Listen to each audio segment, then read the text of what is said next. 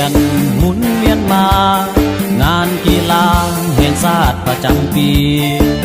เสียงขวงได้รับหน้าที่เปิดพิธีจัดการแข่งขันเชิญท่านมาพร้อมนักกีฬามาร่วมตัวกันเกียมพร้อมเข้าร่วมงานแข่งขันสิเงาลางวันอยู่นกแอ่นเกเสียงขวงนั้นเป็นเจ้าภาพงานกีฬาแห่งชาติครั้งที่11นักกีฬาทั่วทั้งประเทศต่างก็ญาติเกสิ่งเอาเหรียญใส่ญาติเอามาได้ให้หลายญาติเอามาได้ให้หลาย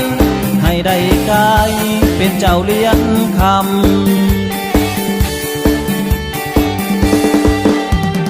สู้นกแอ่นเกมเสียงขวงเกมแวว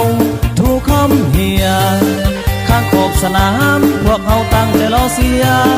สนะหรือเสียเศร้าเสียงเสมอกันหอบเปลี่ยนหมุนเวียนมางานกีฬาของเฮาปีนี้ผูกพันความสามัคคีเสียงขวงเฮานี้สุดที่ภูมิใจเป็นเจ้าภาพจัดงานแข่งขันยิ่งใหญ่ต้อนรับแขกแต่เนื้อเทิงไตก่อนแขกจะไปให้เที่ยวทงให้ก่อนเดิน